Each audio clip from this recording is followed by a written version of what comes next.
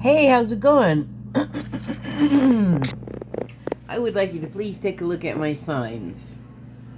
Get it so that you can see what's on the dang things. Okay, that's enough of that. Okay, so is my shirt on backwards? Ouch.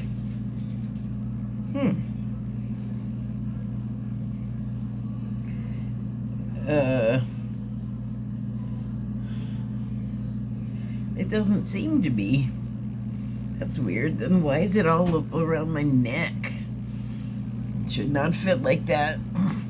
Pardon, I must adjust.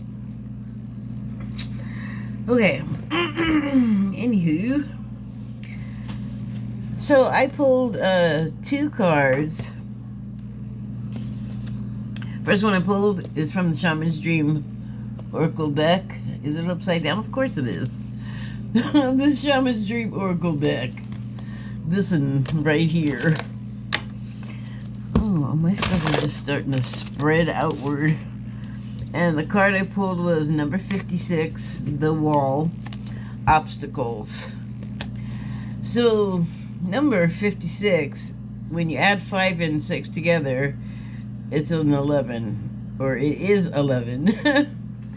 And this card, wall, has a subtitle, or the wall rather, has a subtitle of obstacles. And so you can look at 1s and 11s in many ways, and one of the ways is that they represent a beginning. And so as far as this is concerned, I feel like the walls obviously are the obstacles, but it's like a moving target situation. Like, it's not a continuous wall section. It's like sections of wall that are like moving throughout the course of your life across your path. And basically, in one way, it can represent like really striving and having like a single-minded drive. Oh my goodness, and this reminds me of my friend recently that had something happen to them. But you just, I don't even know if you have to be in a rut, but that is the kind of situation that I mean. Just like you just have like a very regular routine that you don't deviate from for, years. like some sort of perfect person. Who do you think you are? But that's sort of like all in your head, because you're not seeing obstacles because of the wall. It's like, instead of you can't see the forest for the trees, you can't see the future path ahead of you for the wall. Like, you think you're doing good, you think you know where you're going, and then everything changes. The goalposts move, the walls move, and you are basically playing a game of, like, which square do I step on? Which one is going to drop the floor from out beneath me? Or, which one is going to send, like, something swinging down to hit me in the head? Obstacle course. And that's kind of like life. So that was like a real strong feeling. I had to let that out. The other card I pulled is the hawk card. It's an air card, or that's what the symbol represents at the top, the triangle with a line going through the top point, or spire. That's probably not the right word, but I don't know what the heck else to call it. So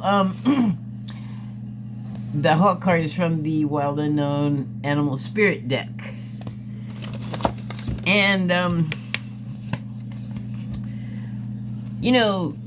there are some very obvious associations that you're going to make with pretty much any bird. Like, a bird will be a messenger, which that works here. Or that it could represent, like, needing to take a a higher, wider view of whatever your situation happens to be, just to get a fuller picture of what's actually happening. Because if you can't see the future for the walls, then you're not getting a full picture of what's ahead of you. And that is how you lose track of the fact that there are walls to run into, and you smack into one, like you got your head down, and or you know, in your phone or head in the clouds, whatever it is, that you're so focused on one thing that you don't notice the vital and possibly harmful thing that you're about to run smack into. And as a metaphor, I mean, you certainly could trip and like fall into a glass door or a regular door or whatever, but this is more, I feel like, deliberate, where it's not really you. I mean, it's happening because of what you're doing, but you're not all make a wall just appear in my path for me to run into and break my nose on, you know? But sometimes when you are going along, and you might not even be like focused in the way of like you're trying to open a new business and that's all you can think of, like every aspect of opening it and running it and having employees and taxes and health department, like it's a lot. So it would take your mind off of just about everything else. Like I would think it would be really dangerous for people to drive in that state of mind, but they do, so I guess it's not so dangerous. But that's another thing to talk about on another day, driving and safety. From behind the wheel, I mean. So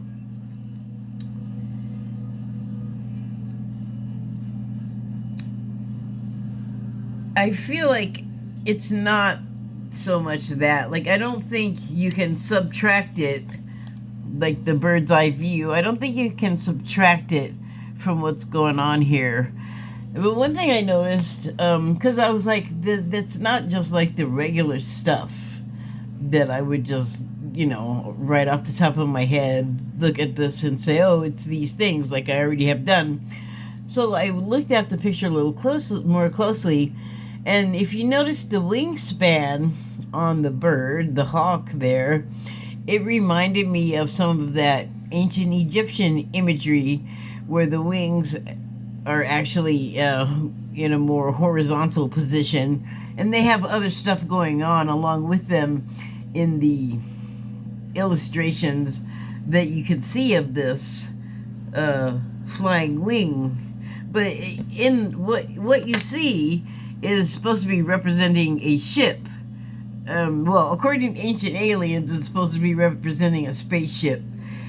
And there are other reasons for me to not think that that's ridiculous, other than ancient aliens. In fact, it is not one of my sources. But, you know, they're not far off. They certainly have access to the same types of information that I do. If they go to like or you don't have to go like spend the money and go physically visit the psychic these days. You can see a lot of stuff for free, which which is how I do it.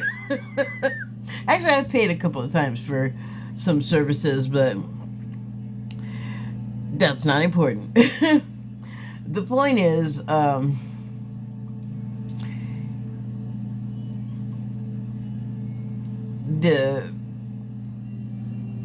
the wings supposedly represent a ship. Like, I don't think that's ever been in dispute. And because it's a bird, it's not a water, like it's not a water bird, so it's not a swan boat ship.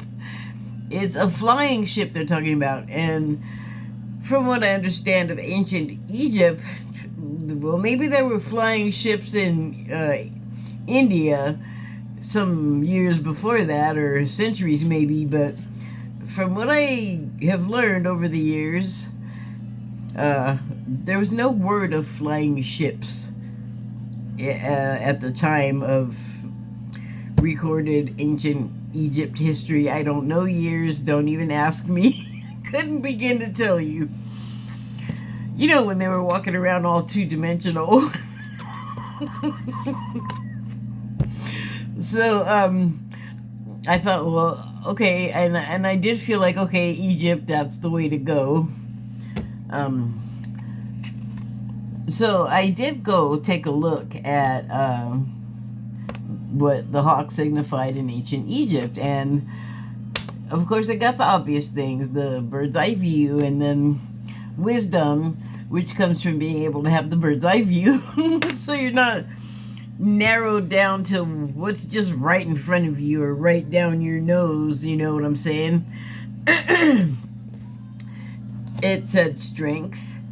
It did not specify physical strength or mental strength, but I suspect it's a combination of both here. And then the last thing that I came upon, I was like, oh, this is it. It was all, the hawk was the head of the ancient god Ra. Well, the thing about Ra that I learned recently, well, I don't know, it was just a theory, but I think it was Journey of the Unknown. God, I gotta get this guy's channel right. He's so good. Where's a pen? Ooh, where's a piece of paper to write on? Oh, there's some. Journey into the Unknown, I think his channel is. Well, I'll have to link it. I know it's Journey something. It's like the I want to call him a theoretical historian, but he's also like a metal, like, rocker dude. I'm not like into like newer like metal, because I'm old, I don't know. But he's in some band, or he was in it. I can't tell if he's in it or not, because he does this other thing and it seems to consume a lot of his time. But anyway, he was talking about how Ra was probably like not an actual bird head guy, and like none of the other people that we see depicted in those two-dimensional renderings of the Egyptians, like around the pyramids, and the Valley of the Kings and all of that business. He theorized that the animal heads on all of the characters of the pantheon at that time were metaphor, and they represented things like wisdom, like having a bird's eye view and being able to like see the wall and go around the wall and sidestep it so that when it moves you're out of the way, and all of a sudden your way is clear to see what the future is, or your path, visibility. So Ra, well, he was a teacher of many things, but a few things stood out to me, and one of them was that he came in at a time in Egypt, and I believe, if I'm remembering correctly, he came in like, I'm gonna give you an analogy. He came in into the mailroom level, and then by the time he sort of left the history, he had gone up many levels and promotions and had become like a god. But this guy, whose site I will link because I can't remember names or anything right now, was saying that because probably of his qualities and his intelligence and his other abilities, he was given that head in the renderings to signify things that weren't obvious just by looking at the guy carrying around the thing that we have thought was a handbag forever. It turns out it's like a pail, like a bucket, or some sort of carrying thing. But I think misinterpret a lot. Like, we don't really know what was happening. They're still like can't decide like how the pyramid was built. There's some schools of thought, including Ra, in like there's a book of his that's it's basically the Emerald Tablets, which is Thoth, which I think is a different incarnation of Ra. It's very confusing, but Ra has a book. You can search it very easily. All you gotta put is RA book, and it's gonna several things will come up. But there's one that's like a biography almost. I used to have it. I got it given as a gift, and then that person borrowed it and never gave it back. So I didn't even ever get to read it, and I haven't replaced it. I read some of it, but basically, Ra came along at a time when he ascended into like a position of authority. In Egypt, multiple gods were worshipped, and he tried to like unify all of the people by bringing to their attention a single god. And people, they went along with it for a long time. People lived much longer than we do now. Like over 100 years was nothing. Not for everyone, but at various times in humanity, we've been very long lived, and I think there were some at that time.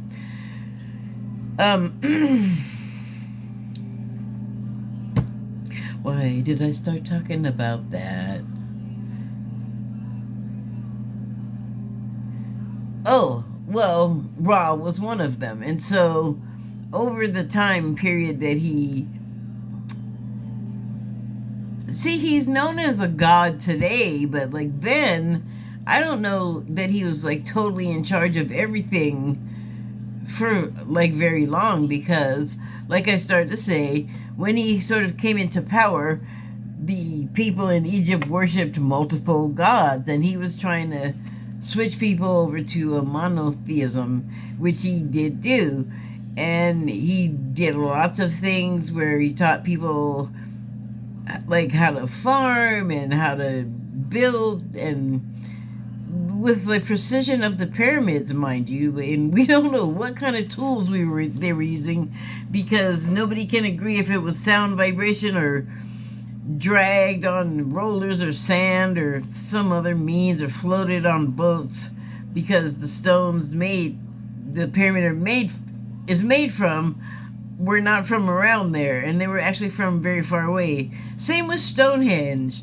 And so in both cases, different periods of time, they're too primitive to have some way to move big heavy blocks of rock from one place to another. So even though we can't believe it, we're going to make it magical or some kind of fantastic thing. And I think there's an element of that. There has to be, because regardless of whatever we come up with, the stuff did go from one point to the other somehow. And that's probably the thing that we should be focusing the least amount of attention on, but okay. But anyway, so I didn't get very far in the book, unfortunately, before my friend borrowed it and ended up keeping it Indian giver. But I do know that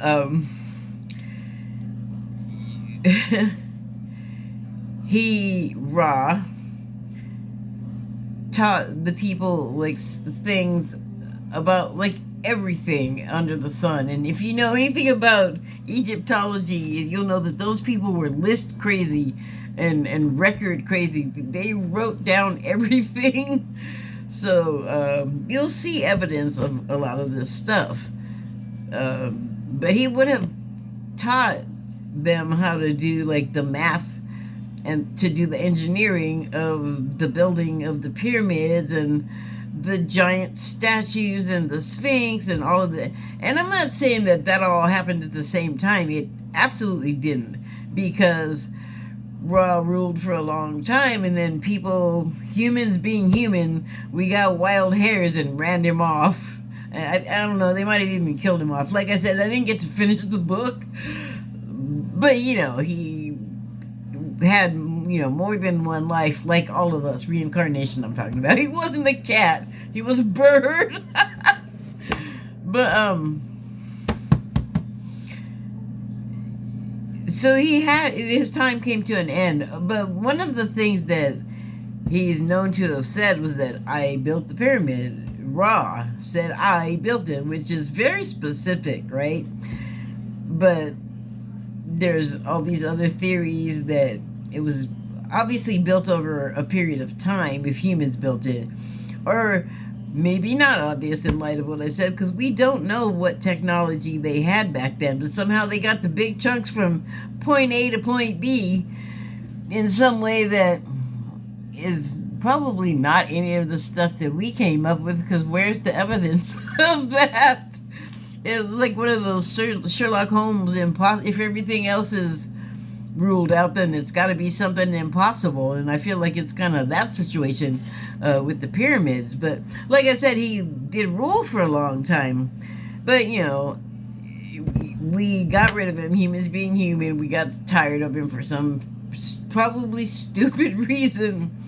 And all the guy was trying to do was help us, like, be smart and prosper and live a long time, and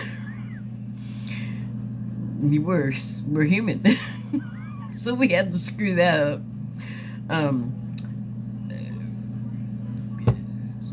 But Ra is significant or symbolic of life, maybe even renewed life, as in reincarnation, because the core you, the soul self you, is not, it doesn't die, it never can.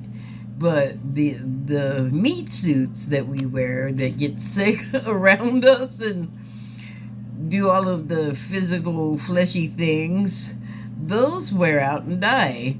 But like your energy, your spirit, your soul continues, so that you can go like do something else, like jump in and be another human or something, or you have a lot of choices from what I understand. So I thought, wow, okay, so we got 11 for new beginning.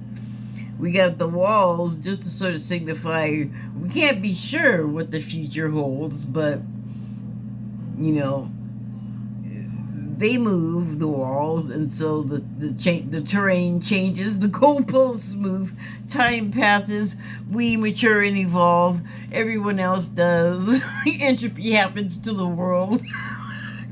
Tick tock, tick, the world goes on. Whew, wow.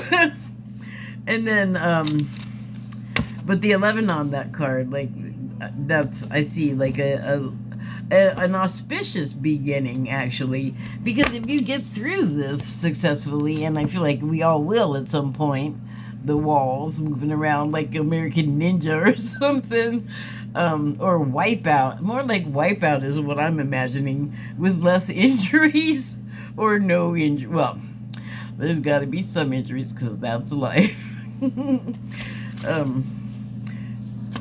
And so Ra signifying life, I'll have to go into that more in the information box, because I didn't make note of it. I just am going off the top of my head. But I think it is a good signifier for this month, the first month of the new year, and the new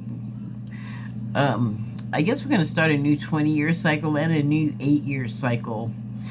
And that's just random information I got from other places about other stuff that came floating in, so I can't specify really on either one of those things. But hey, you know, you're starting a 20-year cycle and an 8-year cycle. You can look both of those up. In fact, I'm probably going to look them up too, since I don't know Jack Diddley Squad. Okay, hold on, no, yeah, don't forget that guy. And why? Oh, Ra, as man. Okay, so I'll make that video. Oh, hi, I'm just muttering to myself. What else did I say? Oh, yeah, more about Ra. Ra. Sorry, I was going for a walk. But here we go. Oh, I guess I want.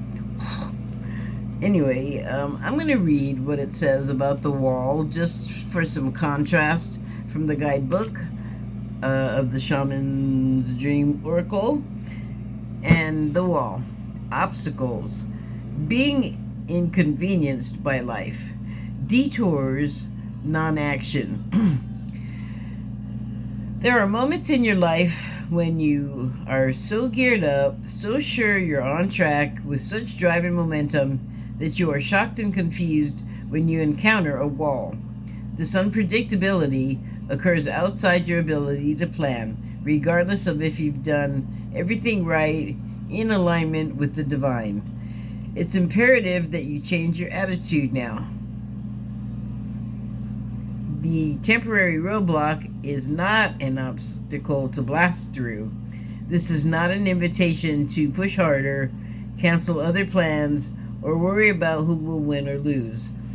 This is a stopping point to enable you to slow down and contemplate the part of the manifesting equation that you and everyone else forgets. Life on life's terms will override your best laid plans. Yet, as inconvenient as it may seem, this experience is an important reminder that you are a human being, not a human doing. So don't be striving, I think is what that means. Perhaps you're being reminded of your mortality, or of your mortality, or that you are but a small part of a bigger universe, where your destiny intersects with others. That's right, we're just threads cross-weaving all over each other. Your life may be meant to serve another purpose at this moment, and your attention meant to be directed elsewhere. Consider this place of temporary non-action is exactly meant to be for you. So, I'm just going to interrupt myself to address what I sort of mentioned in passing. My friend,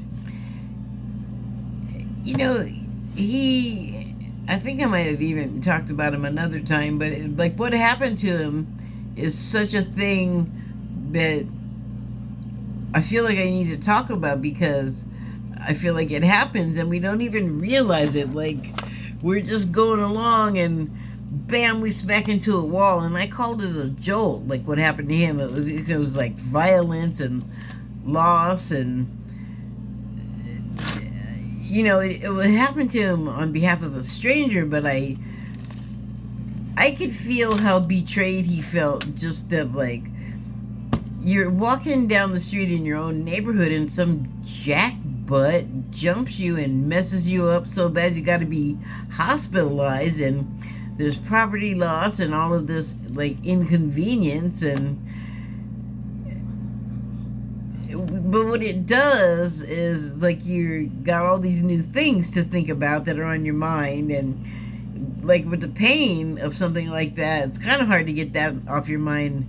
Well, like, they will medicate you, but I don't think it doesn't sound like they medicated him enough. It sounded like whatever they were doing is lacking, and I can relate, because that is where I'm from, and I have a fairly serious medical issue, but because I didn't have broken bones, pumping blood, popping out compound fractures and that, they're like, well, we don't want to give you pain medication for your 4 brain tumors. And I'm like, and they're like, we don't know what it'll do to you. And I'm like, I've been taking street heroin. Can you please give me a drug?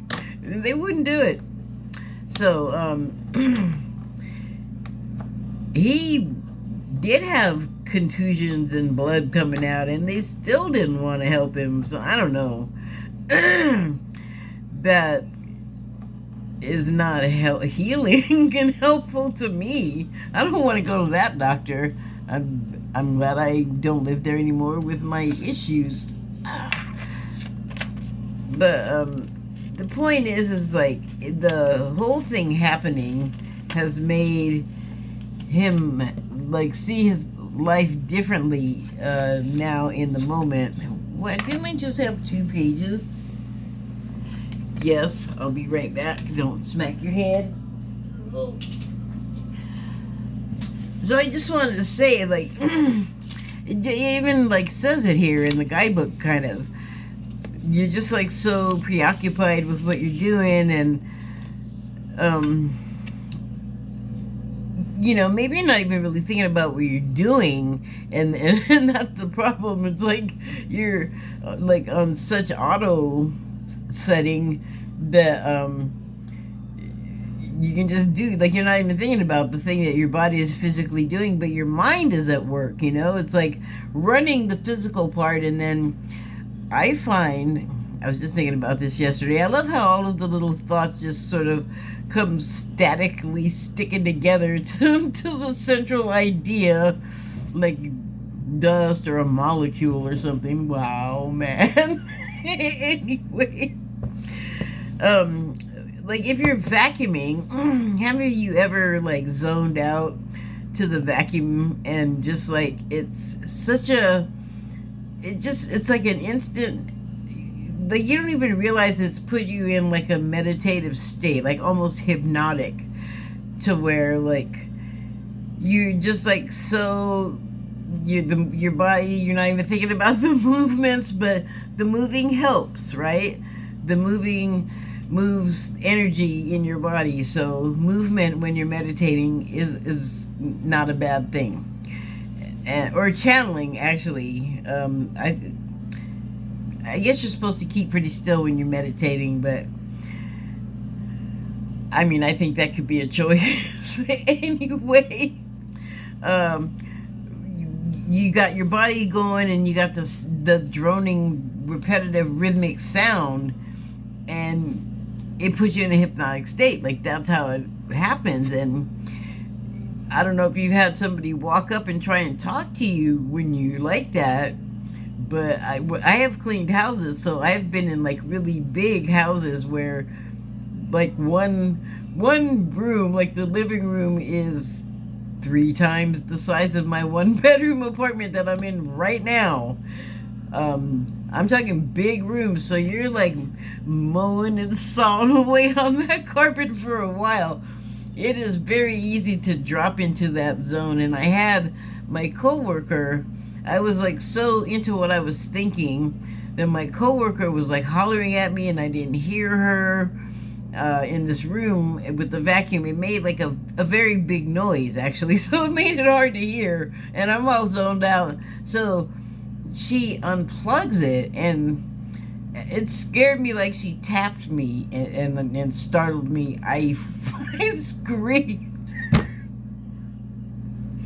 She like really like yanked me out of wherever I was. I remember, I don't think I was even particularly thinking of anything. I think I was just kind of like in my head going, like just blending in with the vacuum. So she was like, come on, you're taking forever. And I don't know if, you know, I had that thing where the person startled me and it like made me mad. And I was like, you fucking, like I just, many curse words and yelling, because she really like scared me enough, like I could have left a skid mark, right? It was a jolt. And it took me out of the nice place and put me into the other place. Reminded me I was at work. Damn it. No, I actually really liked that job. Anyway, that's what I'm talking about. Like with the wall thing. Like you could just be so self-absorbed that you don't even, you know, you don't even stay in the world that you were in. I think in most cases that's not a bad thing. I think you have to be careful when crossing streets when you get that way, though. Now I stopped. I hope I made the point I wanted to make. I won't find out till I watch the playback. It's a mystery.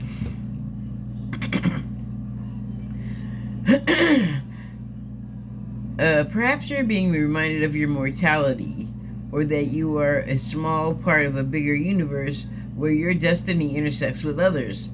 Your life may be meant to serve another purpose at this moment, and your attention meant to be directed elsewhere. Consider this place of temporary non-action is meant to be for you. Perhaps it's all you desire and have set in motion needs time to coalesce into one form on the other side. Could it be that all the elements are not yet in place for its manifestation to be for the highest good of all? Patience is required now. Don't take the lid off the rice before the 20 minutes has gone by. I mean, you can. I don't know why, total sidetrack here. I don't know why rice was so hard my whole life. Well, like as a kid, I should say, because by the time I was in my teens, I had figured rice out. And it's really not that hard, but it's intimidating. And if you don't follow the very simple instructions, you can screw it up. And one way to do that is taking off the lid too soon, because it interrupts the cooking process, and you've also let out the steam, which is also cooking. So now the whole thing's uneven. You can put the lid back on, but can you replicate the steam to water to rice ratio to heat ratio that you had before you whipped off the lid? Yeah, dingbat. I've screwed up a lot of rice that way. So, yeah. They're talking about manifesting here, and one thing it really took me a long time to learn about the manifesting, and it's like the rice. Once you put in the order, basically, even though as humans we will, because we're hyper freaks, we'll ask over and over and over and over ad nauseum to the poor entities around us, but they have said we don't really need to do it more than once. In fact, we don't need to do it at all, except it's nice to be asked, is literally what they said. They're right. I don't disagree. Am I doing on time here? So I guess I should wrap it up.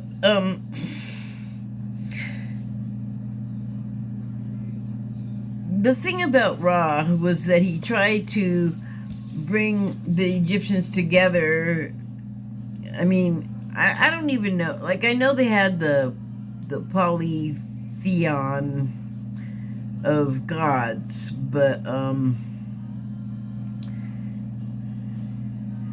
I don't know, like, did it cause violence between the people when he wanted to switch them from the poly gods to the mono god?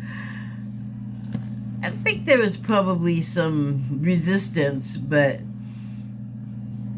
ultimately they went along, and like I said, it went good for a while, and that's kind of been our pattern over the eons as humans in our various stages of humanity. But right now, we're at an interesting point in our evolution, because in the form of spirituality that I follow, reincarnation is totally a thing. So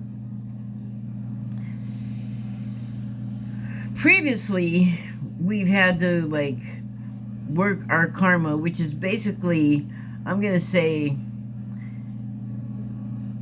the curriculum of the life blueprint / path that we've drawn out in advance of birth. And so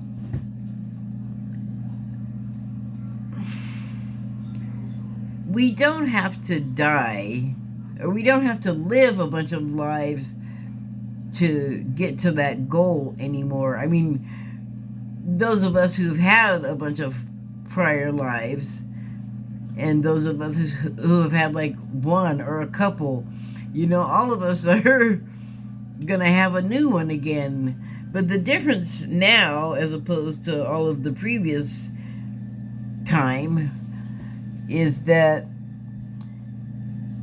we can in this one lifetime, learn to reach back to a sort of library of all of those prior lives and those experiences in order to draw upon them and to help us in this time now that's going to be unfolding. Once all of the walls get out of the way so we can see where the heck we're trying to go, so we can see what we're trying to create, the path that we're going to blaze going forward. So with that in mind, I mean, it is maybe for a lot of us a new way of thinking, because a lot of sort of religious and spiritual concepts are unbelievable to people because you can't like have empirical evidence of their reality. But that's the thing about religion and spirituality is it relies a lot on faith, and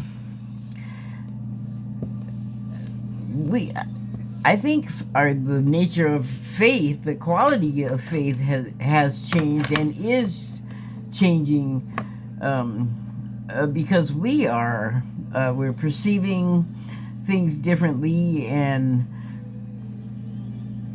some things we're going to let fly and some things we absolutely are not. And they may be things that we have let fly for a long time and it's like no more.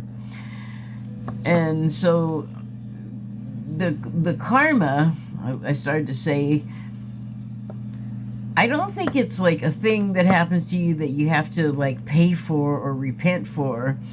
It is part of what you planned out to happen, and the reason why you have to do it, and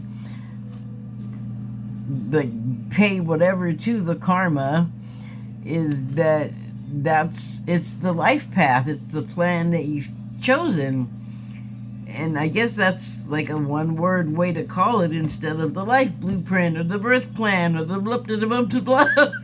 Because what it is like your life, what you do in it, like how you do it in the life that you're doing. And I think it's less about like repaying something that you did to someone, and more about it being something that didn't happen to us, but something that happened for us. Like, it is the life plan, blueprint, curriculum thing that we did plan out. And part of it is like, you do a good thing and a good thing will happen to you in return. Or you'll do a good thing and the return gift is you'll get something terrible in return, a betrayal, a loss, not what you wanted, a disappointment. And that's, it doesn't have to be miserable and horrible. Like, even the misery and horror can just be like, wow, this is awesome, in the same way that you enjoy a sad movie or a love story or a horror movie. You can take it in that way. You don't have to take it to heart, to life and death, because it's not that, that's what you're going to live. That's what you ordered up.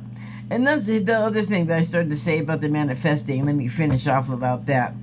It's happening real fast, so be careful what you wish for real, and put thought into it. And then once you say out loud in a prayer to yourself, whichever way you convey the notion of whatever it is that you're looking to see in the future,